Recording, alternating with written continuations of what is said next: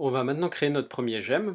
Alors pour ça, j'ai créé sur le bureau un dossier tuto dans lequel j'ai créé un dossier script-mint qui va contenir un script qui fera appel au gemme qu'on aura créé.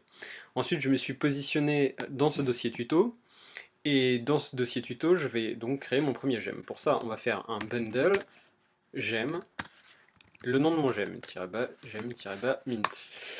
Donc ici, il va nous créer un modèle de gemme qui va donc comporter par défaut plusieurs choses, un dossier lib et plusieurs éléments. Le point gitignore, c'est simplement pour dire qu'il initialise le gem avec git. Ensuite, gem-bamin.gemspec, on va le voir un tout petit peu après. Le gemfile, vous connaissez déjà. Normalement, si vous avez vu les précédentes vidéos, c'est simplement pour vous dire que votre gem pourra dépendre d'autres gemmes. Ensuite, le license.txt, c'est si vous voulez créer une licence associée à votre gem. Le recfile, donc ça va vous permettre simplement d'utiliser des commandes sur votre propre gemme, donc ça va être des scripts qui vont s'exécuter sur votre propre gemme, mais on verra ça plus en détail dans une prochaine vidéo. Et le readme.md, donc qui est un markdown qui va vous permettre de faire la documentation de votre gemme. Donc si vous allez sur GitHub et que vous avez déposé votre gemme sur GitHub, vous allez avoir le readme.md qui va reprendre la documentation et qui va être mis en forme automatiquement grâce au Markdown. Donc là aussi, ça fera l'objet d'autres vidéos. Ensuite, les éléments qui vont nous intéresser, ça va être donc le gem-bamin.gemspec et le dossier lib, donc ce qui est contenu dans le dossier lib, donc à savoir version.rb et gem-bamint.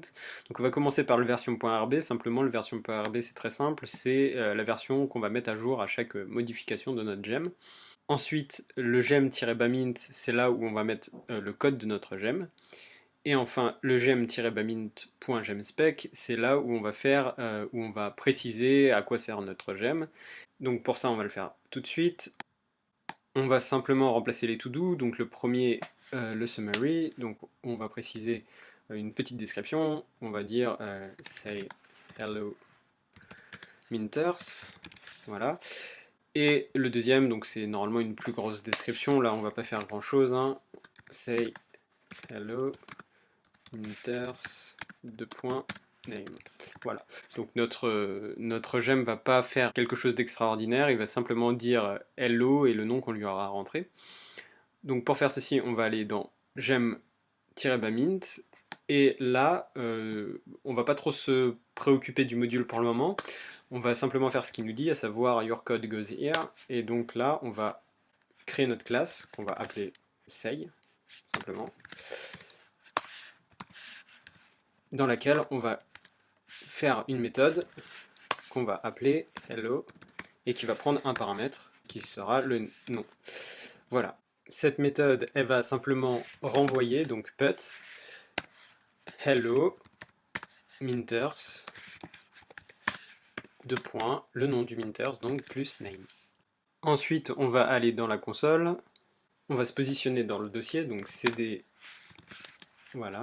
Une fois qu'on est dans le dossier, on va faire gem, build, donc pour construire notre gem, le nom du gem, gem-bamint, point gemspec.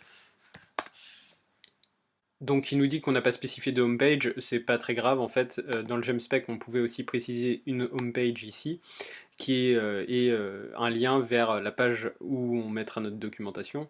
Pour le moment c'est pas très important. Une fois qu'on a fait ça, on va pouvoir simplement installer notre gem, et pour ça on va faire rake install.